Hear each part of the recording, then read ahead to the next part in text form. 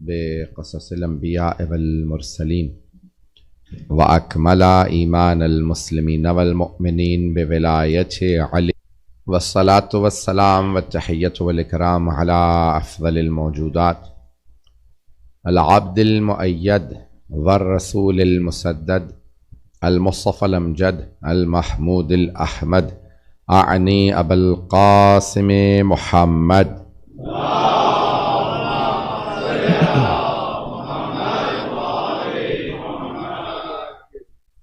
وعلى روحه ونفسه وسهره ووسيه سيد الأتقياء والأصفياء مولى الموالي إمام المتقين علي بن أبي طالب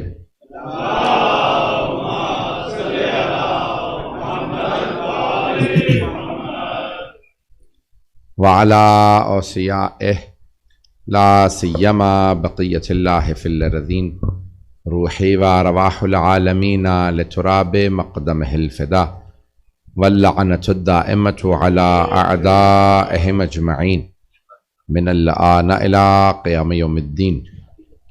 أما بعد فقد قال الله الحكيم في كتابه الكريم بسم الله الرحمن الرحيم إنما يريد الله ليذهب عنكم الرجس أهل البيت ويطهركم تطهيرا.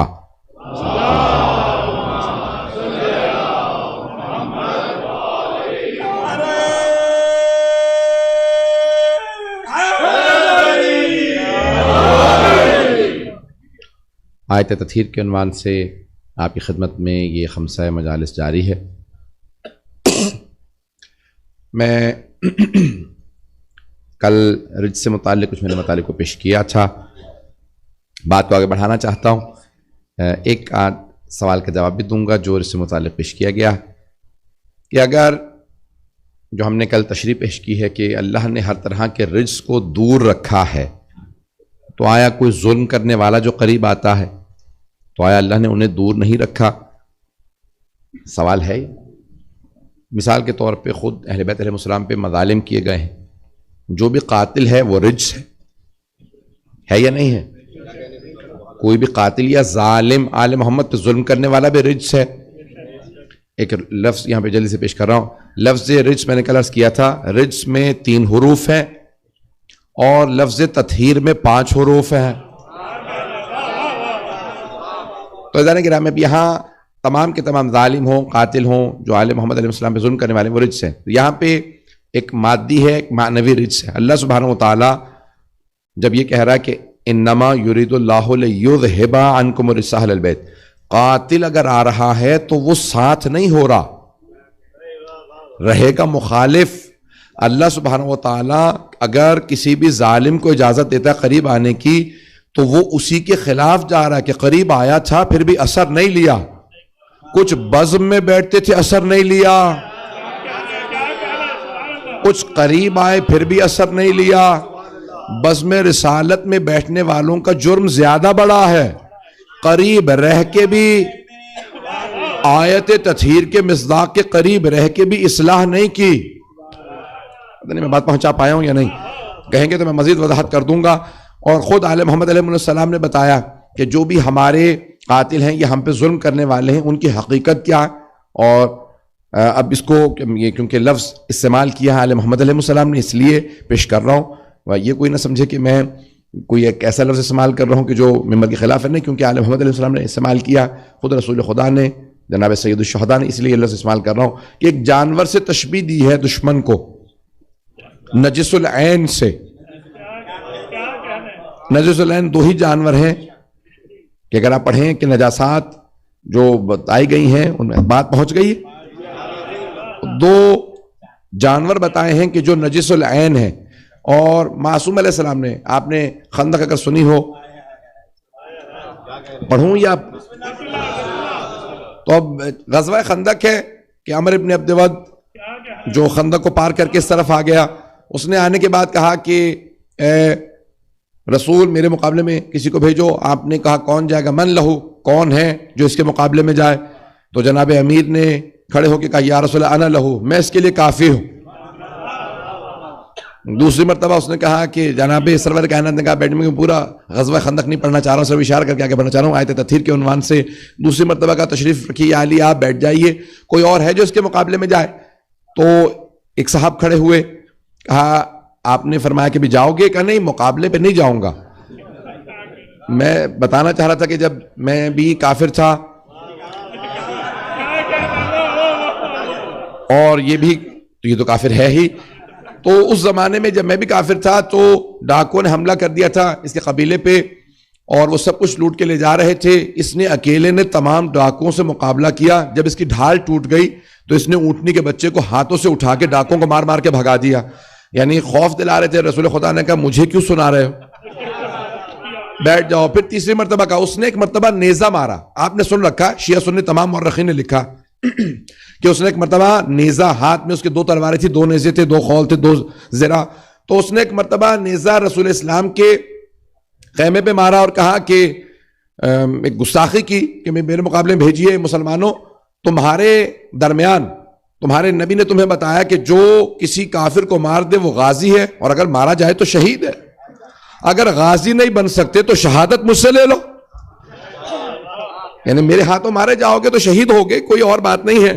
تو اس وقت پیغمبر نے کہا کہ کون اس کتے کی زبان کو بند کرے گا، لفظ استعمال کے کل کہا جاتا ہے عزیزان گرامی، اگر پیغمبر نے نہ کہا ہوتا تو میں نہ کہتا، پتہ نہیں لوگ ہیں یا نہیں۔ یہاں پیغمبر گالی نہیں دے رہے بلکہ پیغمبر بتا رہے ہیں کہ معصوم کے دشمن کی حقیقت کیا ہے، پتہ نہیں لوگ ہیں یا نہیں، پتہ نہیں لوگ ہیں یا نہیں، بات پہنچ گئی ہے۔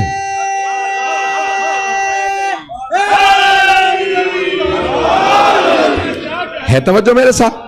تو یہاں حقیقت بتائی ہے سرور کائنات نے، جو معصوم کا دشمن ہو وہ کیا ہے۔ اب اگر ابھی بھی نہ پہنچے ہوں تو میں اور وضاحتیں دے سکتا ہوں۔ عزیزان گرامی ایسی بہت سے مثالیں، 3 مثالیں کہوں تو یہاں میں خدا گواہ ہے میرا کوئی نیت نہیں تھی، اتفاق کی بات ہے۔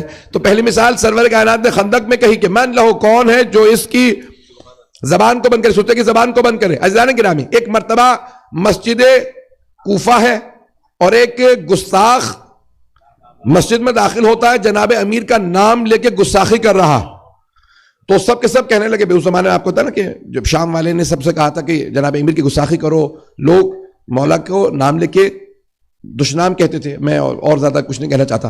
تو جناب امام حسن مجتبی نے خطبہ دے رہے تھے، سارے مجمع نے دیکھا کہ ایک آدمی اندر آیا اور وہ گستاخی کر رہا۔ مولا نے ایک مرتبہ اسے دیکھا اور کہا ایھا الکلب، او کتے مسجد میں کیوں آیا؟ بھئی توجہ ہے، میں نے دوبارہ کہا معصوم نے نہ کہا ہوتا میں نہ کہتا، اب گھبرا کے نہ سنیے، سارا مجمع ایسے نہ دیکھے مجھے۔ امام نے کہا کہ وہ کتے مسجد میں کیوں آیا، کتوں کو مسجد میں آنا منع ہے۔ سارے مجمع نے پلٹ کے دیکھا، آدمی آیا تھا، اب دیکھا تو کتا جا رہا تھا۔ گھبرا رہے ہیں یا پڑھوں پڑھوں چلیں گے؟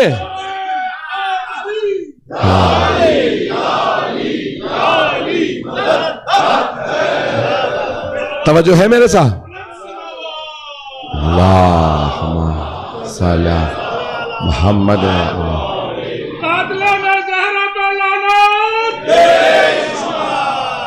ہے نا توجہ میرے ساتھ؟ تو ایک مرتبہ سارے مجمع نے دیکھا کہ بھئی ایک کتا جا رہا ہے، سب کے سب دیکھ رہے ہیں۔ تو اب یہاں تمام شیعہ سنی علماء نے لکھا ہے کیونکہ امام حسن مجتبی نے کہا تھا، تو اللہ نے اس لیے اس آدمی کو جانور بنا دیا۔ میں کہہ رہا ہوں کہ نہیں، امام حسن مجتبی نے صرف حقیقت کو بیان کیا تھا۔ جب امام کی زبان سے حقیقت جاری ہو جائے تو وہی ہوتا ہے جو حقیقت بیان کر دی جائے، اگر بات پہنچ گئی ہو۔ تیسرا مرحلہ بھی اگر سننا چاہیں گے، تیسری مثال بھی سن لیجئے، اور یہ بہرحال مصائب کا جملہ ہے، لیکن میں مصائب نہیں پیش کر رہا ہوں، میں اس کو فضائل کے عنوان سے پیش کر رہا ہوں یا تبرک کے عنوان سے پیش کر رہا ہوں، فضائل تو نہیں۔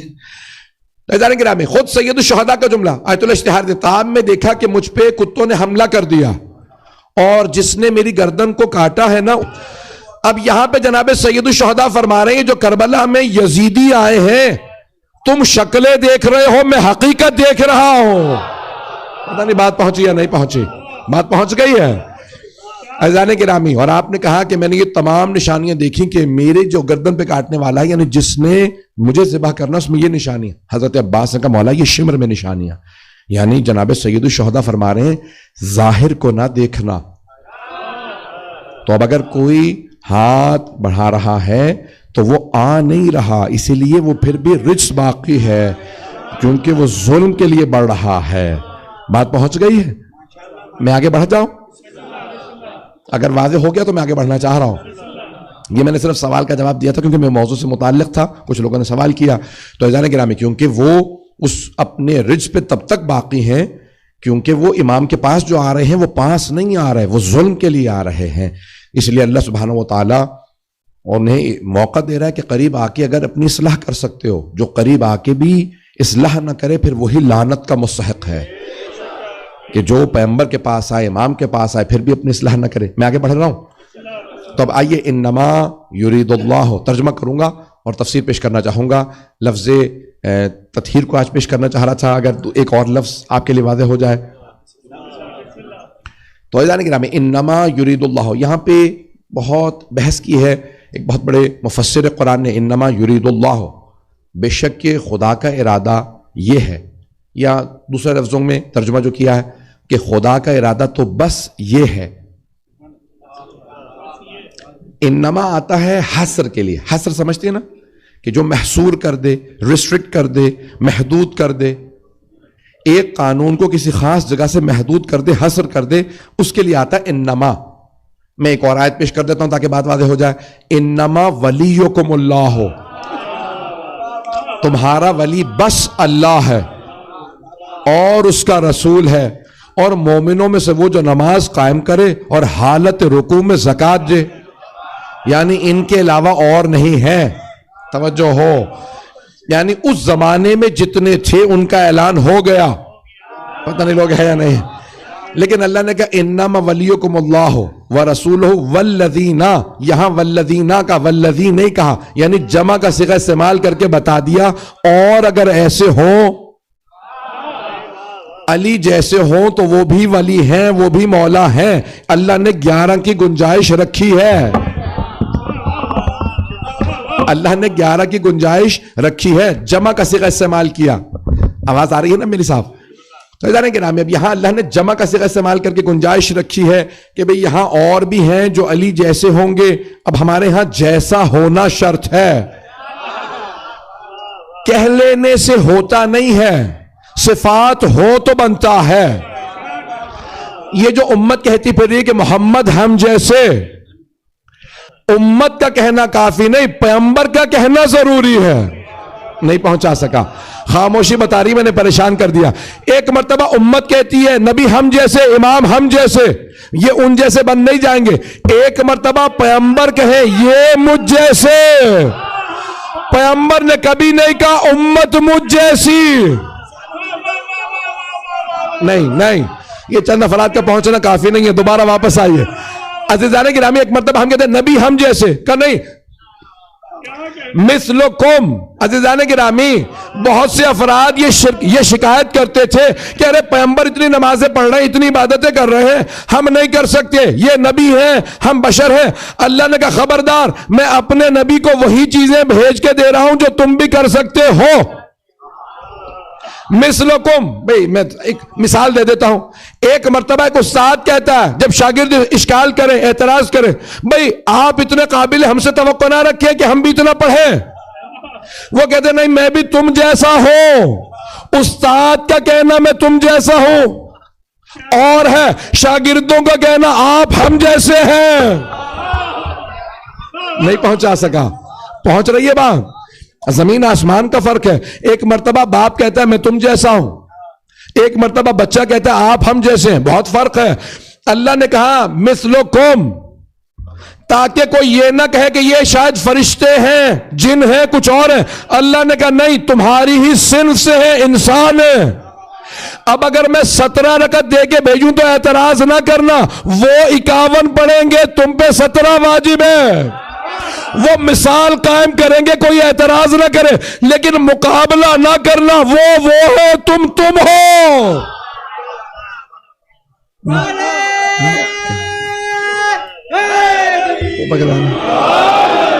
بھائی مجھے اشارہ مل رہا ہے کہ درخواست کریں کہ تھوڑا آگے آگے آ جائیں، تھوڑا اوپر بے شک ہے.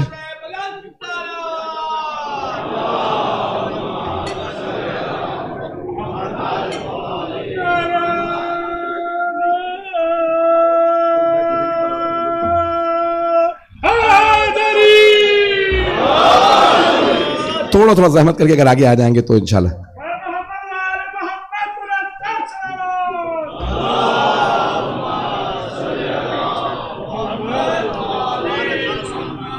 بات واضح ہو رہی ہے؟ بات واضح ہو رہی ہے یا کنفیوز تو نہیں کر رہا ہوں؟ میں کبھی بھی کنفیوژن نہیں پھیلانا چاہوں گا، تو عزیزان کرام اس لیے مثال دے رہا ہوں، جتنی مثالیں کہیں گے اتنی پیش کروں گا.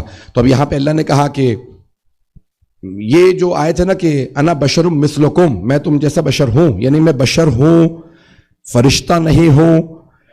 اور انا بشر مثلکم یوحا الیہ، مجھ پہ وحی نازل ہوتی ہے. اور ہمارے بھائیوں نے بس یہ آیت پکڑ لی ہے اور صرف اسی کو پیٹتے رہتے ہیں اپنے انداز سے کہ پیغمبر نے خود کہہ دیا قرآن کریم کے اندر ہے انا بشر مثلکم یوحا الیہ. بس ایک فرق ہے کہ ان پہ وحی آتی ہے. بھائی وحی کے ملازمات کیا کیا ہیں؟ فرشتہ نظر آتا ہے، کیا آپ کو نظر آتا ہے؟ بھئی ہمیں ایک ہی فرشتہ نظر آئے گا، نام ہے ملک الموت. پیغمبر فرشتے دیکھ رہے ہمیں نظر نہیں آتے، یہ اللہ سے رابطے کا نام وحی ہے. اللہ سے رابطے کا نام وحی ہے. جملہ کہہ رہا ہوں، گستاخی نہ ہو، بہت معذرت کے ساتھ. کسی بزرگ نے لکھ دیا اپنی کتاب میں، ان کے بزرگ وہ کہتے ہیں کہ نہیں، یہاں پہ اللہ نے جو کہا معاذ اللہ نبی یا امام سے لیا، اللہ چاہتا تو معاذ اللہ مچھر سے لے سکتا تھا. یہ جنہوں نے کتاب لکھی ہے اگر ان سے کہا جائے کہ اللہ نے جو کہا آپ سے لیا، اللہ گدھے سے بھی لے سکتا تھا. خدا کی قسم کھا کے کہتا ہوں، انہیں برا لگے گا کہ مجھے تم نے جاہل بنا دیا، کہاں سے مثال دے دی. ارے جب آپ کو جانور کی مثال اپنے لیے بری لگ رہی ہے، پتہ نہیں لوگ ہیں یا نہیں ہیں، بری لگنے والی بات ہے یا نہیں ہے؟ کسی بھی عالم سے کہہ دیجئے بھئی آپ کو میں تشبیہ دے رہا ہوں تو فوراً برا منا لیں گے، گریبان پکڑ لیں گے. جب تمہیں اپنے متعلق گنہگار ہوتے ہوئے خطا کار ہو، پتہ نہیں لوگ ہیں یا نہیں ہیں. جملہ میں کہہ گیا ہوں، اگر پہنچ گیا تو پہنچ گیا. اذان کے نام اب یہاں پہ آئیے کہ اللہ کیا یہ ملازمہ سادہ آواز میں دے دوں گا تاکہ شاید پہنچ جائے بہتر انداز سے. مجھے خدا نہ کرے علاج کرانا، یہ علاج کرانے کے لیے مجھے کسی ماہر کی ضرورت ہوگی. عام ڈاکٹر کے پاس بھی نہیں جا سکتا جو اسپیشلسٹ ہوگا. کا مثال کے طور پہ بھی ہاتھ کا آپریشن کر دیجئے، کوئی آدمی کہتا ہے بھی میرا دل کا آپریشن کر دیجئے، تو وہ دل کے اسپیشلسٹ کے پاس جائے گا، عام ڈاکٹر کے پاس بھی نہیں جائے گا. پتہ نہیں لوگ ہے یا نہیں. آنکھوں کا علاج کرانا ہوگا تو آئی اسپیشلسٹ تلاش کرے گا، کارڈیالوجسٹ تلاش کرے گا، ہارٹ اسپیشلسٹ تلاش کرے گا. عزیزان گرامی، ایک چھوٹے سے آپریشن کے لیے اتنا بڑا آپ ماہر تلاش کریں گے؟ اور اگر اللہ نے کسی کو وحی دینی ہو، کسی پہ وحی نازل کرنی ہو، تو کیا عام آدمی پہ بھیجے گا یا دیکھے گا جس میں صلاحیت ہے؟ آئیے ذرا قرآن کی آیت پیش کر دوں اگر سننا چاہیں گے. وہ افراد جو کہتے ہیں کہ صرف ایک فرق ہے وہ وحی آ گئی، اب اللہ قرآن میں بتا رہا ہے. سورہ حشر اٹھا کے دیکھ لیجئے، سورہ حدید، یہ عجیب و غریب سورہ ہیں جس میں اللہ کہتا ہے لو انزلنا هذا القرآن على جبل لرأيته خاشعا متصدعا من خشیۃ اللہ. اگر میں اس قرآن کو پہاڑوں پہ نازل کر دیتا تو وہ ریزہ ریزہ ہو جاتے. پہاڑ پہ قرآن آتا تو وہ ریزہ ریزہ ہو جاتا، کیونکہ پہاڑ میں طاقت نہیں وحی الہی کے قبول کرنے کی، اس میں صلاحیت نہیں، طاقت نہیں، ریزہ ریزہ ہو جاتے. اب سوچئے قلب پیغمبر کتنا مضبوط ہے، وحی ایک دفعہ نہیں آ رہی ہے،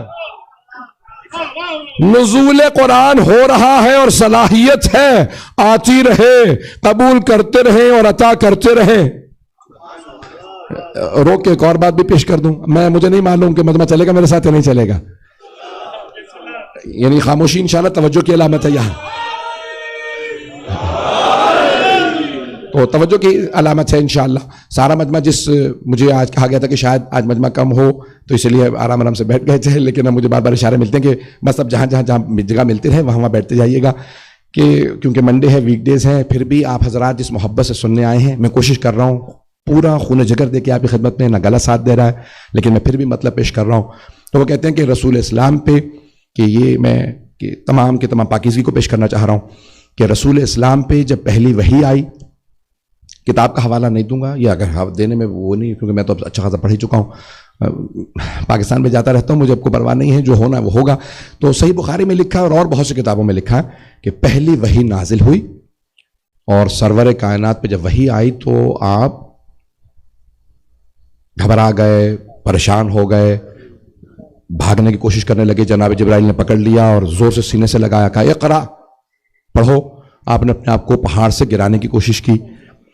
یہ صحیح بخاری میں لکھا کہ خودکشی کی کوشش کی، جناب جبرائیل نے پکڑ کے روک لیا اور کہا نہیں، گھر جائیے۔ اور وہ گھر جب آئے تو بخار ہو چکا تھا، پسینے چھوٹ رہے تھے۔ جناب خدیجہ نے کہا کیا بات ہے؟ کہ بخار ہو گیا، ایک بہت بڑی مخلوق ہے، بار بار کہتا ہے اقرا، اور میں تو امی ہوں معاذ اللہ، یعنی ان پڑھ پڑھ نہیں سکتا، بار بار کہتا ہے اقرا۔ تو سن رہے ہیں، میں پریشان نہیں، میں جب جواب پیش کرنا ہے، بچے بہت سے سوالات کر لیتے۔ تو انہوں نے کہا بھائی رسول اسلام نے ایک مرتبہ کہاں پہ ایک بہت بڑی مخلوق ہے، بار بار کہتا ہے اقرا، پڑھ۔ جناب جبرائیل خادم ہیں محمد و آل محمد کے، پتہ نہیں لوگ ہیں یا نہیں ہیں۔ خادم کو جرت نہیں ہوتی کہ آقا سے کہے پڑھ، پتہ نہیں لوگ ہیں یا نہیں۔ یہ اس طرح سے نہیں کہا ہے اقرا بسم ربک الذی خلق۔ تو وہ کہتے کہ نہیں، آئے تو جناب سرور کائنات نے جناب خدیجہ سے کہا بخار ہو گیا، پریشان ہوں اور مجھے گھبراہٹ ہو رہی ہے۔ جناب خدیجہ نے کمبل دیا، پٹیاں کی، بخار اتارا، کہ میرا ماموزاد بھائی ہے، میرا کزن ہے، ورقہ بن نوفل نام ہے، اس کے پاس لے چلتی ہوں، وہ پرانی کتابوں کا عالم ہے، توریت کا۔ بھئی آپ نے دینیات نہیں پڑھی ہے؟ میں نہیں پڑھی ہے اکیلے نے، تیسری کتاب میں لکھا ہوا دینیات کی، مانگ کے دیکھ لیجیے گا کسی کتاب میں بھی، تو پاکستان کی دینیات کی کتاب میں لکھا، تیسری کتاب میں موجود کہ ورقہ بن نوفل میرا کزن ہے، ماموزاد بھائی ہے، وہ توریت زبور انجیل کا علم رکھتا ہے، اس سے پوچھ لیتے ہیں۔ پیغمبر کو جناب خدیجہ لے گئیں کہ بھئی یہ میرے شوہر ہیں، نامدار ہیں، بہت بخار ہو گیا، بیمار ہیں، انہیں کوئی مخلوق نظر آ رہی ہے، کہ بھئی کیا ہو رہا ہے مجھے بتائیے۔ تو رسول اسلام نے کہا بھئی بہت بڑی مخلوق ہے، بار بار کہتا ہے اقرا بسم ربک الذی خلق۔ تو کہا مجھے لگتا ہے وہ جو آخری نبی کی علامات ہیں وہ ساری آپ میں، آپ آخری نبی ہیں۔ تو پھر پیغمبر نے کہا ٹھیک ہے میں آخری نبی ہوں۔ ورقے مدینۃ العلم کو بتائیں گے آپ نبی ہیں، پتہ نہیں لوگ ہیں یا نہیں ہیں۔ نام ہی ورقہ بن نوفل تھا، ورقہ بتائے گا مدینۃ العلم کو، اور پیغمبر کہنے سے مان لیں گے۔ جو کتابوں کا علم رکھتا ہے اسے تو پتا ہے، اور جو خود نبی ہے پتہ نہیں لوگ ہیں یا نہیں ہیں۔ میں پریشان نہیں کرنا چاہ رہا تھا، جواب سنیے گا، قرآن سے جواب دینا چاہتا ہوں۔ رفتار بعض اوقات جب کوئی بات ذہن میں آ جائے تو پہنچانے میں میری بڑھ جاتی ہے۔ جواب قرآن کریم سے پیش کروں گا اگر سننا چاہیں گے۔ اب وہ کہتے ہیں کہ نہیں، پیغمبر پہ وحی آئی، ساری دینیاتی کتابوں میں لکھا ہے۔ میں نے اس سال چیلنج کر کے تمام کے تمام، جب پہلی دفعہ اتفاق تھا کہ 12 ربیع الاول پہ صرف بریلوی نہیں تھے، صرف صوفی نہیں تھے، اہل حدیث بھی تھے، دیوبندی بھی تھے، تمام مکاتب فکر سلفی سب موجود تھے۔ تو اس کانفرنس میں نے کہا یا دینیات کی کتابوں سے خرافات نکالو یا عقیدہ بدل لو۔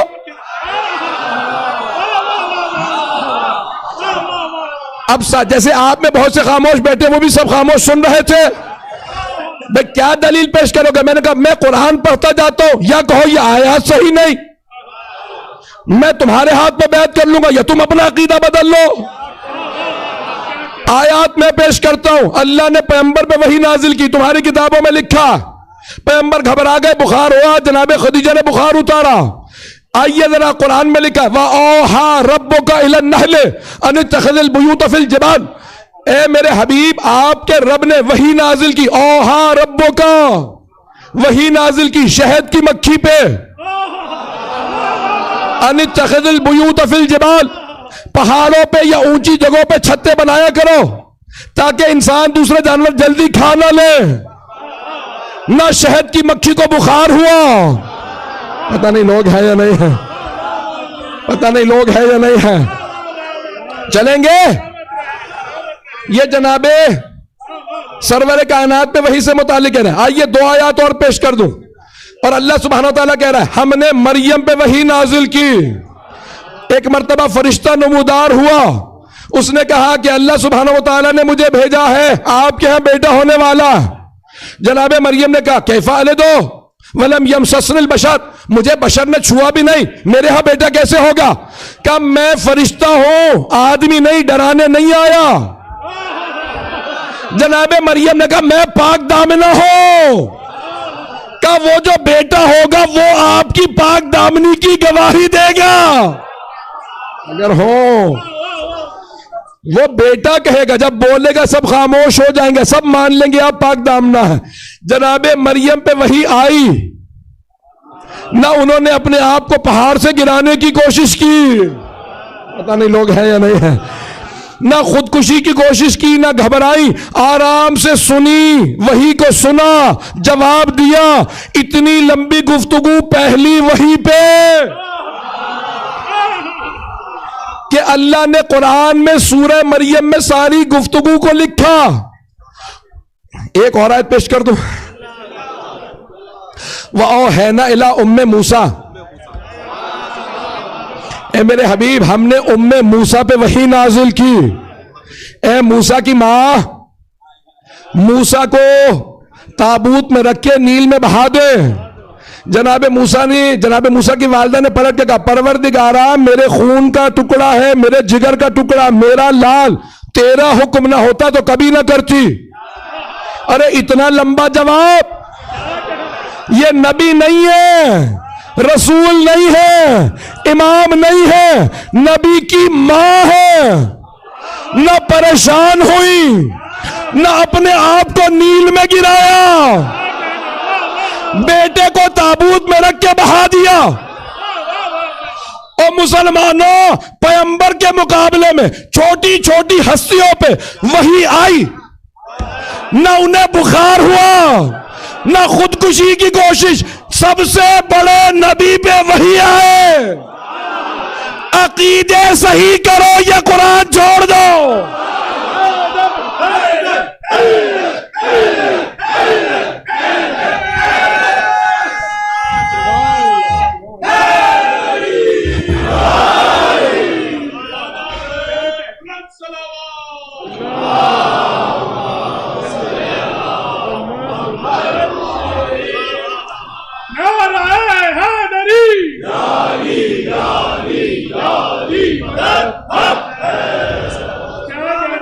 توجہ ہے میرے ساتھ.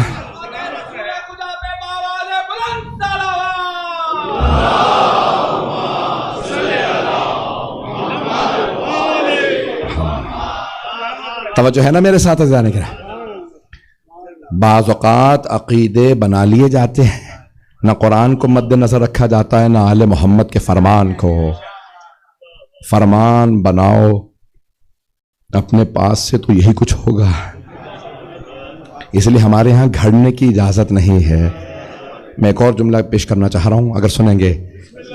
یہ اصول کافی کی روایت ہے، صحیح بخاری کی نہیں ہے، کہ جناب سرور کائنات فرماتے ہیں یا علی انکا تسمع ما اسمع وترا ما ارا.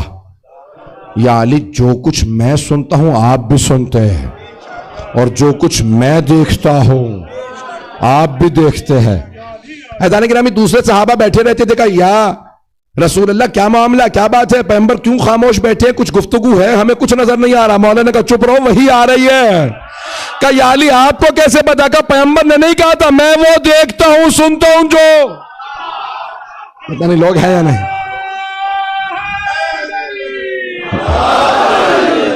چلیں گے؟ سمجھ میں آ رہا ہے جو تطہیر کے مصداق ہیں وہ کیسے ہوتے ہیں. عزیزان گرامی، اللہ نے جن سے رجس کو دور رکھا ہے وہ کیسے ہوتے ہیں. ان کی عظمتیں کچھ اور ہیں، ان کے مقامات کچھ اور ہیں. تو انما یرید اللہ لیذھب عنکم الرجس اہل البیت. اے اہل بیت، اللہ کا تو بس یہ ارادہ ہے کہ رجس کو آپ سے دور رکھے اور آپ کو پاک و پاکیزہ رکھے. ترجمہ بھی آل محمد کے فرمان کے مطابق ہونا چاہیے. بہت سے بھائیوں نے کوشش یہ کی ہے کہ ترجمہ یہ کر دیں، پہنچ گئے کہ انما یرید اللہ لیذھب عنکم الرجس اہل البیت ویطہرکم، کہ اللہ آپ کو پاک کرے، رکھے نہیں، یعنی تھے نہیں، اللہ نے پاک کیا ہے. توجہ، ہم کہتے نہیں پہلے سے پاک تھے، اللہ نے کہا میں پاک رکھوں گا. آدھا مجمع ہے، آدھے مجمع کو مجھے انگلی پکڑ کے پہنچانا پڑے گا. آئیے ذرا پیش کر دوں، ترجمے میں ذمہ داری سے پیش کر رہا ہوں. تو اب یہاں پہ دلیل دینا چاہوں گا، اگر سننا چاہیں گے تو کتنے مقامات پہ صحابہ نے کچھ ترجمہ کیا، علی نے کچھ ترجمہ کیا. مولا کا ترجمہ پیش کر رہا ہوں تو کہا کہ بھئی کتنے مقامات پہ. بادشاہ روم نے خط لکھا اور ایک مرتبہ خلفاء کے پاس خط آیا، میں نے نام نہیں لیا، خط آیا کہا کہ اگر تم لوگ ہدایت پہ ہو، صحیح راستے پہ ہو، تو تمہارے قرآن کے اندر کیوں آیا ہے اہدنا الصراط المستقیم،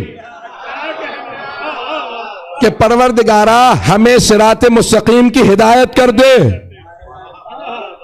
یہی ترجمہ ہے نا سب کا، سارے مسلمانوں کا یہی ترجمہ، اہدنا الصراط المستقیم، ہمیں صراط مستقیم کی ہدایت کر دے۔ پریشان، کہاں بھی اگر صراط مستقیم ہے اسلام تو دعا کیسی؟ اگر یہی صراط مستقیم ہے تو دعا کیسی کہ پروردگارا ہمیں صراط مستقیم کی ہدایت کر دے؟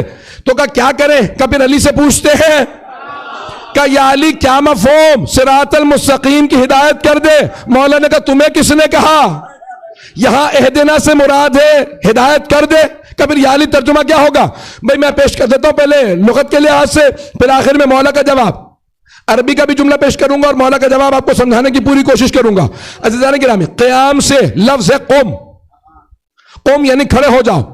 اگر کوئی بیٹھا ہوا ہو نا عربی زبان میں، اسے کوئی آدمی کہے قم یعنی قیام کرو، کھڑے ہو جاؤ، اور اگر کوئی پہلے سے کھڑا ہو اسے کہا جائے قم، تو ترجمہ یہ نہیں ہے کہ کھڑے ہو جاؤ، اس کا ترجمہ ہے کھڑے رہو۔ پہنچ گئے؟ بھئی جو بیٹھے اسے کہیں قوم یعنی کھڑے ہو جاؤ، جو کھڑا ہے تو قوم کھڑا رہ،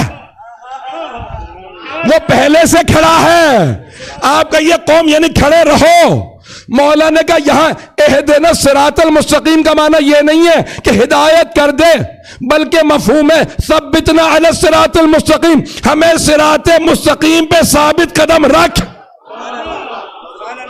ہم ہیں صراط مستقیم پہ ہیں، ہمیں قائم رکھ۔ جو نہیں ہے وہ فاتحہ کے آخر میں کہتے ہیں آمین، جو ہیں وہ کہتے ہیں الحمدللہ۔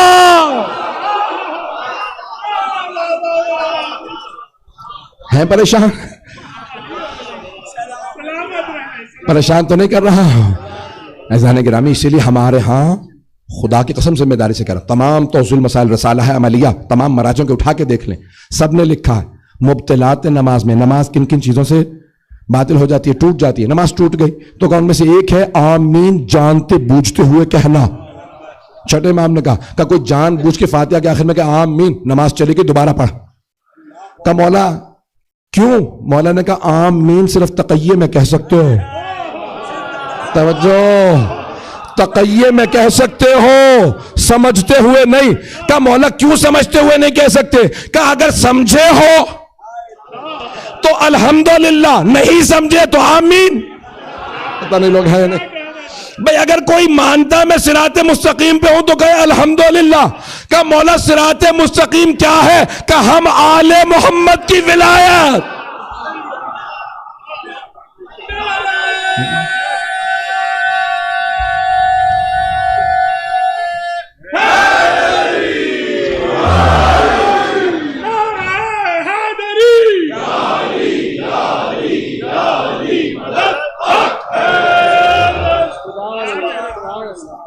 کچھ دیر اور چلیں گے؟ انما یرید اللہ لیذھب عنکم الرجس اہل البیت، اے اہل بیت، اللہ کا تو بس یہ ارادہ ہے کہ رجس کو آپ سے دور رکھے اور آپ کو ایسا پاک و پاکیزہ رکھے۔ دو واقعہ بلکہ میرے ذہن میں چند روایات تھیں، جلدی جلدی کوشش کروں گا پیش کر دوں۔ حبیب خدا نے اپنے ایک سچے صحابی سے کہا، ثقہ صحابی سے، سچے صحابی سے کہا، نام ہے جابر ابن عبداللہ انصاری، کہ اے جابر، اللہ آپ کو اتنی لمبی زندگی دے گا کہ آپ میرے 5ویں وصی کو بھی دیکھیں گے، ان کا نام میرا نام ہوگا، ان کی رفتار میری رفتار ہوگی، ان کی گفتار میری گفتار ہوگی، نام میرا نام محمد ہوگا، لقب ہوگا باقر، جب آپ ان سے ملے تو میرا سلام کہہ دیجیے گا۔ جناب جابر بڑھاپے میں نابینا ہو گئے تھے، آنکھوں میں موتیا اتر آیا تھا۔ یہ ایمان کی حرارت سے ہے یا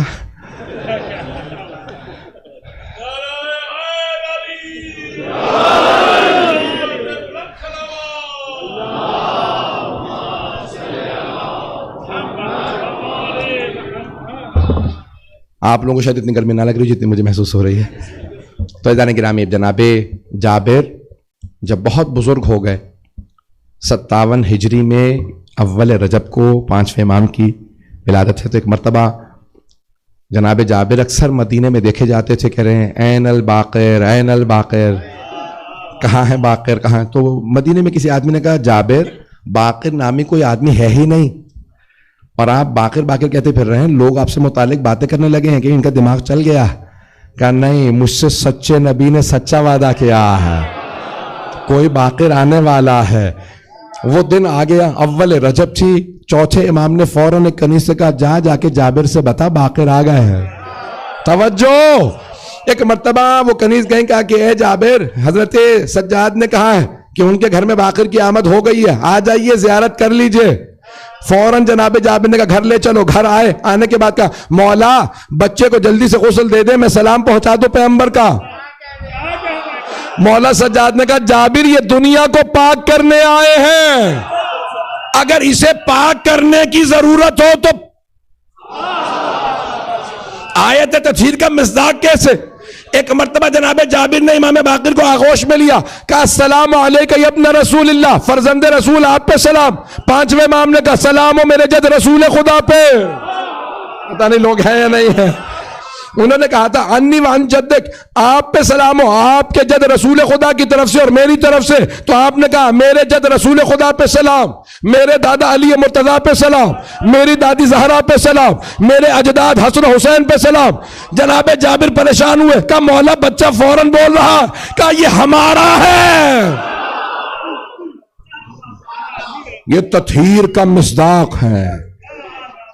ایک جواب یہاں پیش کرنا چاہوں گا کیونکہ میں جانتا ہوں میری بہت سے اہل سنت بھائی بھی سن رہے ہیں کسی بھی طریقے سے، تو عزیزان گرامی اب یہ کیوں ہمارے ہر امام نے امام اول سے لے کے امام 12 تک 12 کے 12 اماموں نے ولادت پہ کیوں کلام کیا؟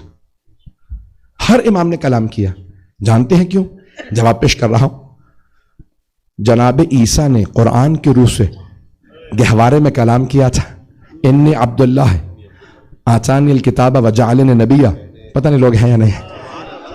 تو عیسائی آج تک جب بھی چرچ جائے نا وہ یہ کہتے ہیں بتاؤ تمہارے نزدیک تمہارے نبی افضل ہیں یا ہمارے نبی؟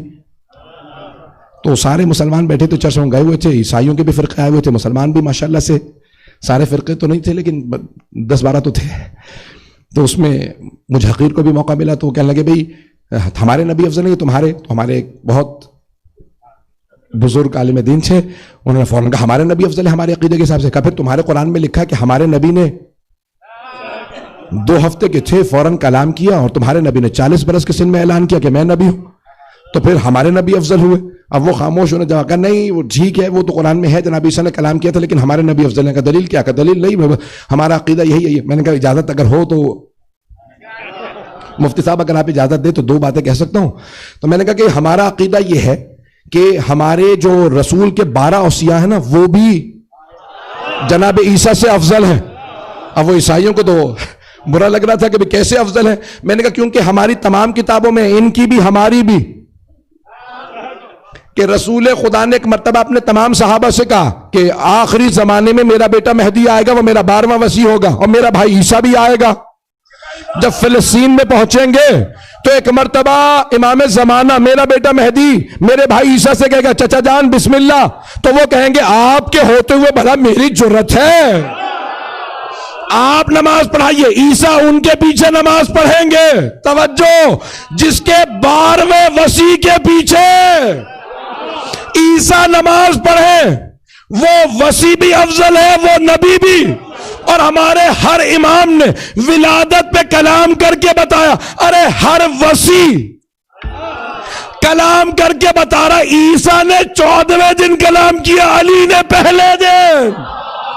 پتہ نہیں لوگ ہے یا نہیں؟ عزیزان گرامی ہمارے تمام شیعہ سنیں، حتیٰ یہاں تک مروج الذہب میں خود ذہبی نے مسعودی نے لکھا ہے، میں نے اپنے گلے کو خود ہی بہت ادا۔ عزیزان گرامی تمام علماء نے لکھا ہے کہ جناب امیر نے کہا یا رسول اللہ اگر آپ کہیں تو میں آپ کو توریت سناؤں، آپ کہیں زبور سناؤں، آپ کہیں انجیل سناؤں، اگر آپ کہیں تو قرآن سناؤ۔ ابھی نزول قرآن شروع نہیں ہوا، 10 برس باقی ہے۔ ایک مرتبہ اگر کہیں گے میرے بات مکمل کر دوں، مجھے صرف تطہیر کا فرق پیش کرنا تھا. یہاں جناب امیر نے توریت سنائی, زبور سنائی, انجیل سنائی. پیغمبر اسلام نے پلٹ کے کہا یا علی, وہ انبیاء جن پہ یہ کتابیں نازل ہوئی ہیں یہاں موجود ہوتے تو وہ بھی گواہی دیتے کہ علی ہماری کتابوں کو ہم سے بہتر جانتے ہیں. اب جناب امیر نے کہا یا رسول اللہ اگر آپ اجازت دیں قرآن سناؤں. نزول قرآن شروع نہیں ہوا, جو گہوارے میں لوح محفوظ پہ قرآن کے مطالعے کرے وہ علی ابن ابی طالب. وسیع نے بتایا اگر وسیع ایسا ہے تو سوچو نبی کیسے ہوں گے.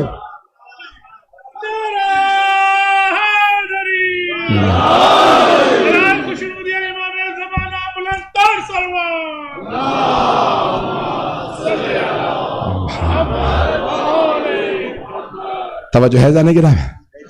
تو اس مقام پہ جناب امیر نے سورہ مؤمنون کی تلاوت کی, ذہنوں میں ہے, مجھے صرف اشارہ کرنا تھا. عزیزان گرامی جتنی روایات لیں گے, ایک روایت آخری روایت یہ اگر کہیں تو یہی تمام کر دیتا ہوں. 7ویں امام موسیٰ کاظم علیہ السلام.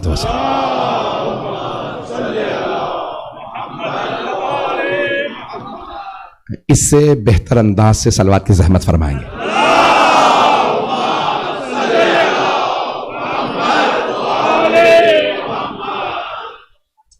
بس بھئی ایک روایت میں نے کل ادلہ دیے تھے, میں آج اسی پیش کرنا چاہ رہا تھا. بس یہ جواب میں نے سارے آپ کو ادلہ پیش کیے ہیں, دلیلیں دی ہیں, وہ روایت میں مکمل کروں گا. یہ کہ آیت تطہیر ازواج کے لیے آئی ہے یا اہل بیت, ہمارے نزدیک یہی اہل بیت ہیں جو رسالت مآب کا خانوادہ, ہمارے نزدیک 12 امام اور جناب سیدہ اور جو انہی سے وابستہ ہیں. ازواج اہل بیت میں نہیں. اگر کبھی آپ سے کوئی کہے کہ نہیں ازواج ہیں یا ازواج بھی ہیں تو ایک اور دلیل دے دوں آپ کو, اس کے بعد یہ 7ویں امام کی روایت مکمل کروں گا. ایک اور میں نے کل متعدد دلیلیں پیش کی ہیں, مذکر مؤنث صیغوں کی, پھر اس کی بحث کو. ایک دلیل, کوئی شے اگر کسی کے لیے ہو تو وہ اس شے کو بار بار استعمال کرتا ہے.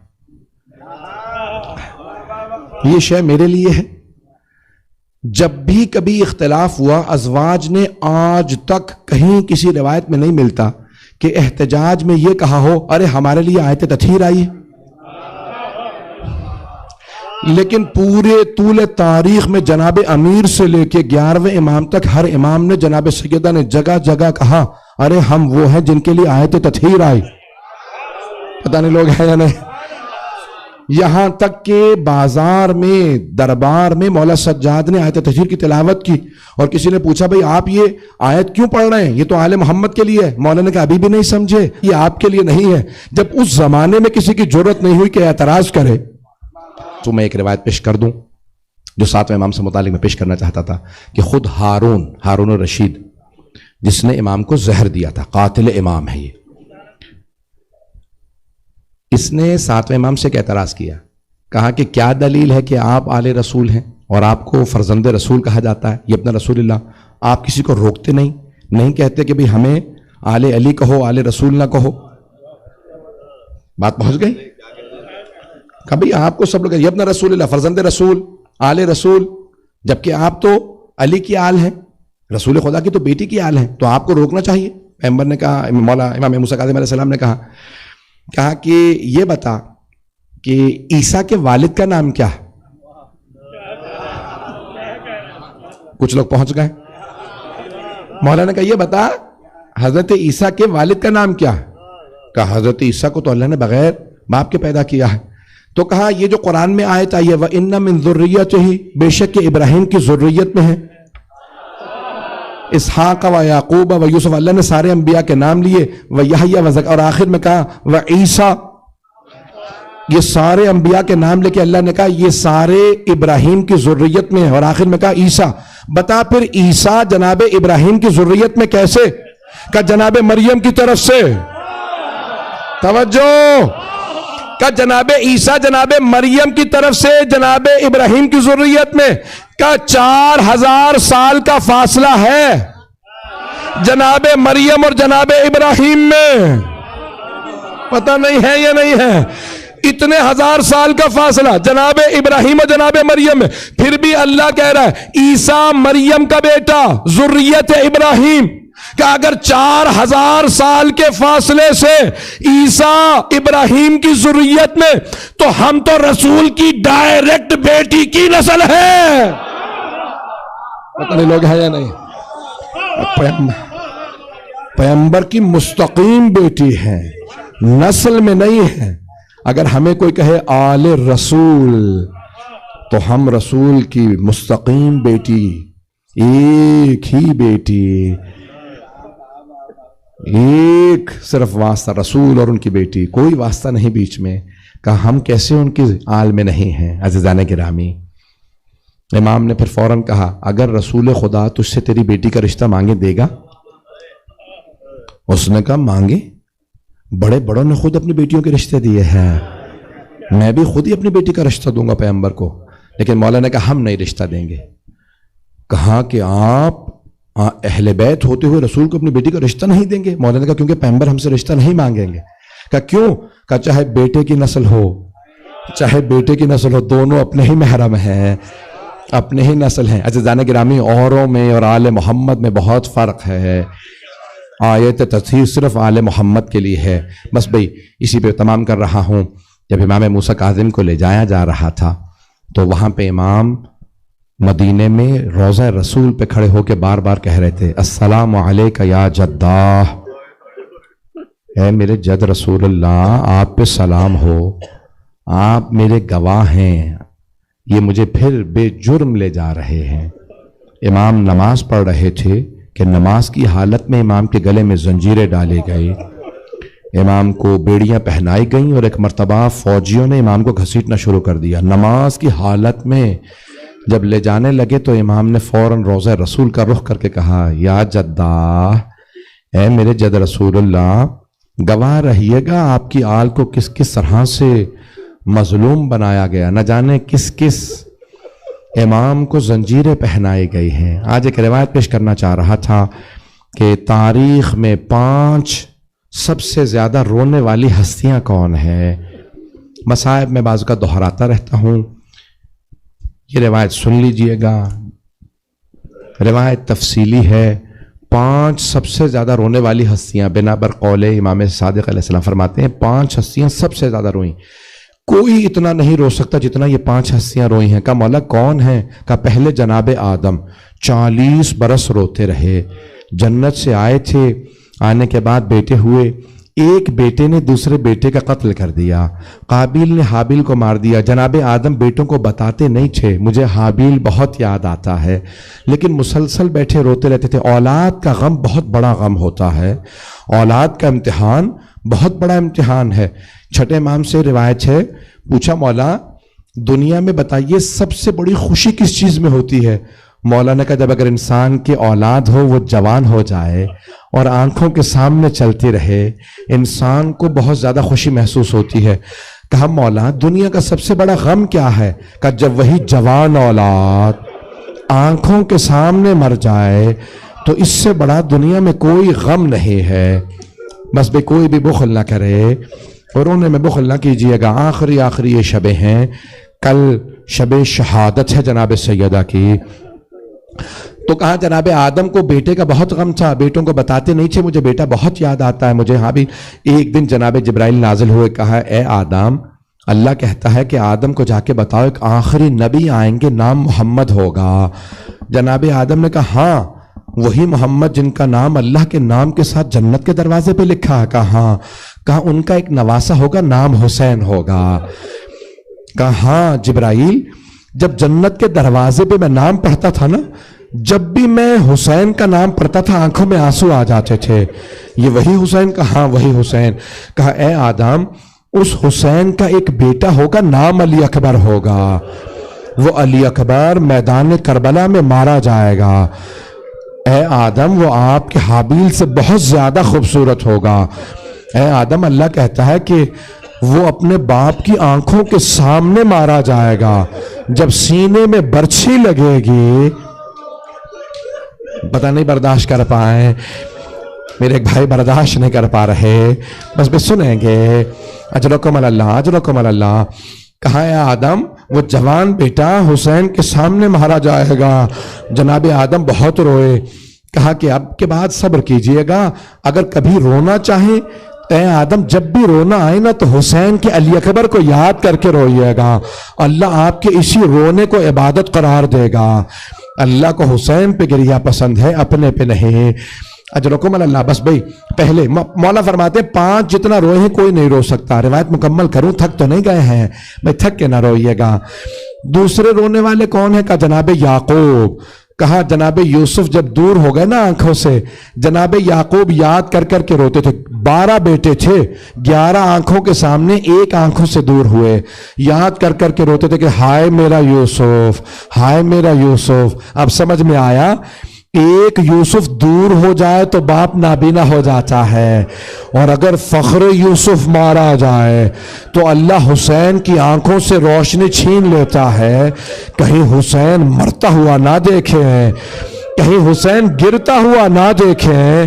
اے حسین میں کچھ دیر کے لیے آنکھوں سے نور چھین لوں گا تاکہ آپ علی اکبر کے سینے میں برچھی نہ دیکھیں. اجرکم اللہ. کا مولا تیسرے رونے والی ہستی کون ہے؟ کہا جناب یوسف. جناب یعقوب بھی 40 برس روئے، جناب آدم بھی. اب جناب یوسف 21 برس روئے زندان میں. اگر دیکھ سکے تو دیکھیے گا، گلا ساتھ نہیں دے رہا. کہا 21 برس جناب یوسف کہاں روئے؟ زندان میں. جانتے ہیں کیوں روتے تھے؟ پروردگارہ مجھ سے زندان برداشت نہیں ہو رہا، پروردگارہ مجھے رہائی دے دے، میں زندان میں نہیں رہنا چاہتا. میں کہوں گا اے جناب یوسف آپ تنہا تھے، زندان برداشت نہیں ہوا. مولا سجاد پھپھیوں کے ساتھ، بہنوں کے ساتھ، بیٹیوں کے ساتھ، اپنی ماؤں کے ساتھ زندان میں ہے. اب سمجھ میں آیا مولا سجاد کے بال سفید کیوں ہو گئے تھے. اجرکم اللہ، اجرکم اللہ. کا تیسری ہستی جناب یوسف. اب 2 اور ہستیاں ہیں جو بہت زیادہ روئی. مولا کہتے ہیں کوئی ان 5 جتنا نہیں رو سکتا. جانتے ہیں 5ویں ہستی کون ہے؟ 5ویں ہستی مولا سجاد. 40 برس روتے رہے. منہال نے پوچھا سید سجاد کب تک روئیے گا؟ مولا سجاد جب آئے نا منہال ملنے کے لیے، مدینہ شام میں تھے، مدینہ ملنے آئے. پوچھا کہ مولا سجاد گھر ہیں؟ کہ نہیں وہ باغ میں سیر کے لیے گئے ہیں. منہال کہتے ہیں میں بہت خوش ہوا، اچھا ہوا مولا سجاد سیر کے لیے باغ میں چلے گئے. جب بھی ملنے آتا ہوں رو رہے ہوتے ہیں، اچھا ہوا سیر کے لیے چلے گئے. منہال کہتے ہیں جیسے ہی میں باغ میں آیا دیکھا مولا سجاد نے ابا بچھا رکھی ہے اور ابا پہ بیٹھے رو رہے ہیں، سینے پہ ہاتھ مارتے جاتے ہیں، کہتے ہیں واہ حسینا، واہ مظلوما، واہ غریبا.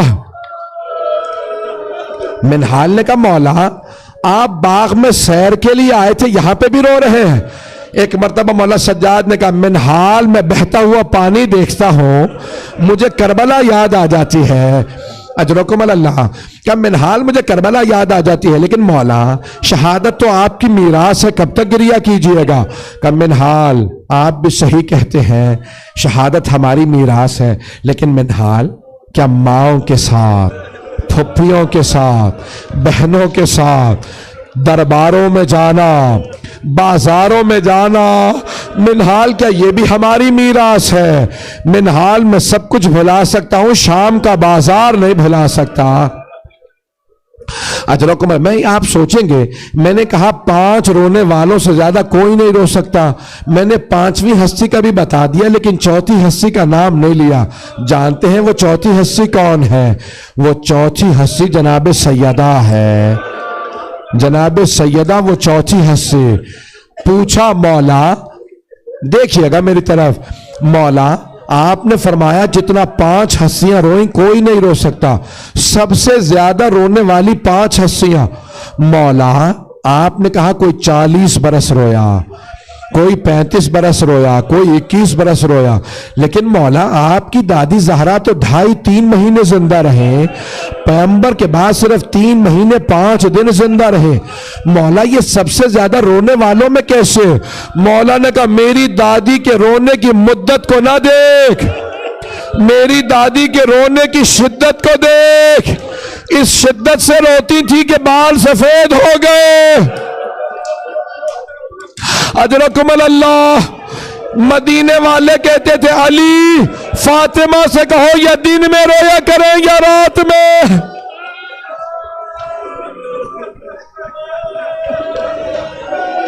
आखिरी जुमले सुन लीजिए। मौला घर आए का सैयदा मदीने वालों ने आपका शिकवा किया है, आपकी शिकायत की है। मदीने वाले कहते हैं अली फातिमा से कहो या दिन में रोया करें या रात में। बीबी और ज्यादा रोने लगी, कहा बाबा अब आपके मानने वालों से मेरा रोना भी बर्दाश्त नहीं, ये कहते हैं मैं या दिन में रोऊं या रात में। शेख अब्बास उम्मी कहते हैं मदीने वालों को पता कैसे चलता था, आखिरी जुमला, मदीने वालों को पता कैसे चलता था बीबी दिन रात रोती रहती है। शेख अब्बास उम्मी कहते हैं जब भी जनाबे सैयदा रोती थी मदीने में जलजला सा आता था, शायद कोई नबी कब्र में तड़पते थे। और मदीने वालों मत रुलाओ मेरी ज़हरा को, और मदीने वालों मत रुलाओ मेरी ज़हरा रो रही है। अला लअनतुल्लाहि अलल कौमिज़ ज़ालिमीन व सयअलमुल लज़ीना ज़लमू अय्य मुनक़लिबिन यनक़लिबून। 2 से 4 मिनट की जहमत दूंगा। ज़फ़र अब्बास साहब के छोटे साहबजादे और बहुत से लोगों ने मुझसे बीमारों के लिए इल्तमास से दुआ की है। अपनी अपनी परेशानियां जहन में लाइएगा। एक वास्ता देना चाहूँगा, आज ताकत महसूस नहीं कर रहा, मैं पेश करना चाहता हूँ। जब बीबियाँ मौला सज्जाद के साथ रिहाई के बाद मदीने वापस आ गए तो जनाब ज़ैनब कुबरा ने कहा बेटा सज्जाद हम फौरन घर नहीं जाएंगे, हम पहले रोज़ा रसूल पे जाएंगे। एक मर्तबा मौला फुप्पियों को लेके मौला रोज़ा रसूल पे आ गए। वहाँ बशीर ने ऐलान कर दिया था अला या अहला यथरिब ला मुकाम लकुम बिहा क़ुतिल हुसैन व करबला। सारे मदीने वाले रोज़ा रसूल पे जमा हो गए थे। जब सब आए ना तो जनाब ज़ैनब आगे बढ़ी, बीबी ने दोनों हाथ रोज़ा रसूल के दरवाजे पे रखे और बुलंद आवाज से रो के कहा या जद्दा इन्नी नाइयतुन इलैका बिवलदिकल हुसैन। नाना मैं आपके नवासे हुसैन की सुनानी लाई हूं।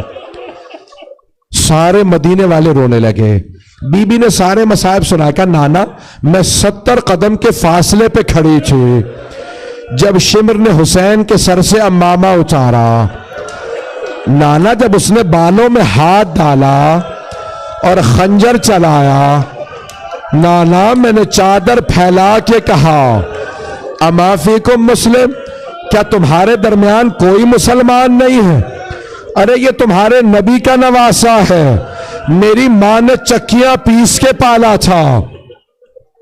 नाना किसी ने मेरी एक ना सुनी।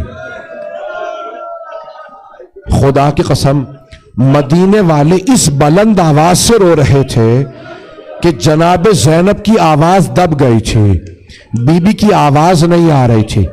लोग धाड़े मार मार के रो रहे थे, चीखे मार मार के रो रहे थे। जनाब ज़ैनब खामोश हो गई। मेरी तरफ देखिएगा, हाथों को बुलंद कीजिएगा, सब हाथों को बुलंद करेंगे। आखिरी जुमला पेश कर रहा हूं, वास्ता पेश कर रहा हूं। एक मर्तबा जनाब ज़ैनब खामोश हो गई कि जब सब खामोश हो जाएंगे फिर मैं कहूंगी।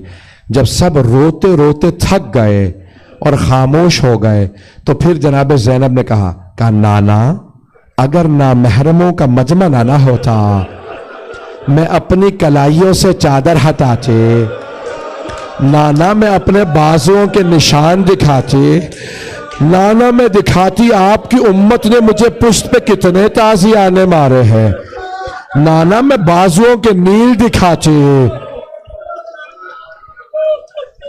बस भाई एक मर्तबा जो मैं जुमला पेश करना चाह रहा था, एक मर्तबा जनाब ज़ैनब ने मौला सज्जाद से कहा बेटा सज्जाद मुझे कुछ देर के लिए मेरी मां की कब्र पे ले जाइए।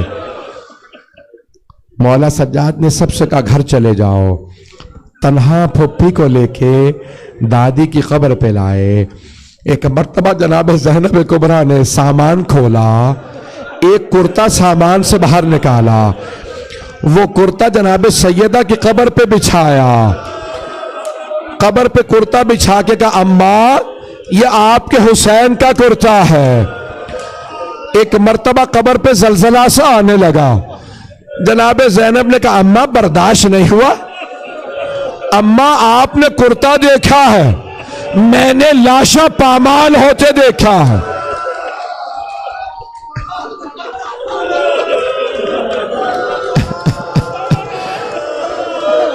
अम्मा ये आपके हुसैन का कुर्ता है। अजरकुम अल्लाह, अजरकुम अल्लाह। परवरदिगारा वास्ता उन माँ बेटी का जिन दोनों से हुसैन का गम बर्दाश्त नहीं होता था, हमें इमाम ज़माना का ज़हूर देखना नसीब फरमा।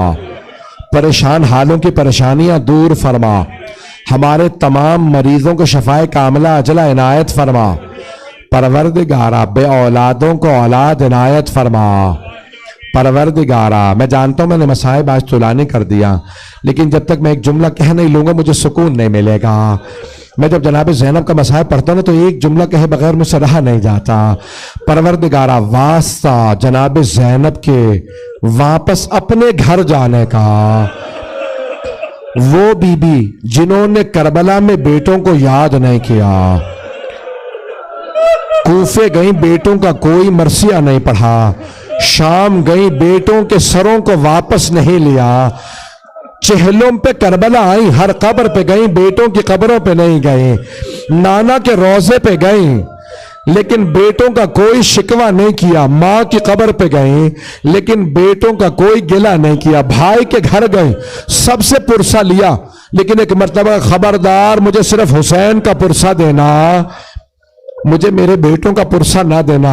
लेकिन जब एक मर्तबा अपने घर वापस आए, जनाब अब्दुल्ला इब्न जाफर तैयार ने बुला भेजा का सैयद सज्जाद अपनी फुप्पी से कहें घर वापस आ जाएं। जैसे ही बीबी घर जाने लगी, भाई जैसे सर पे बुरका रखा, आखिर माँ छे, अब तक सब्र करती रही, जैसे ही घर जाने लगी बीबी का कलेजा फटने लगा, दिल मुंह को आने लगा, पांव लरजने लगे। जैसे ही घर पहुंची बीबी ने सहन में 2 जानमाज़ें बिछी देखे, जानमाज़ें उठा के सीने से लगाए और रो के कहा, ओ नो मोहम्मद मेरा इस घर में दिल नहीं लगता,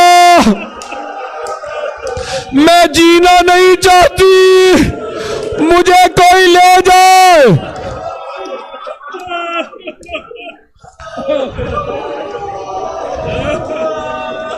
परवरदिगारा वास्ता जनाब ज़ैनब की मज़लूमियत का, हमारे मकामात मुक़द्दसा की हिफाजत फरमा, इराक़ व शाम के तमाम रोज़ों की हिफाजत फरमा। परवरदिगारा जन्नतुल बकी दोबारा तामीर होता देखना नसीब फरमा। दुश्मनाने अहले बैत को नीस्त व नाबूद फरमा। इस इमाम बारगाह को तरक्की इनायत फरमा। परवरदिगारा जो हाथ बुलंद है किसी को रद्द ना फरमा। परवरदिगारा जनाब ज़ैनब के रोज़े की हिफाजत फरमा। हमारे जितने शहदा हैं, खुसूसन जो जनाब ज़ैनब के हरम की हिफाजत करते हुए शहीद हुए, हमारे उन तमाम शहदा को शहदा करबला के साथ महशूर फरमा। हमें और हमारे मरहूमीन को जनाब सैयदा की शफाअत नसीब फरमा।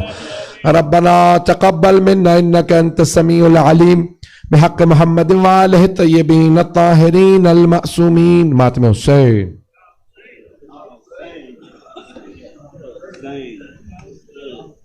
Hey.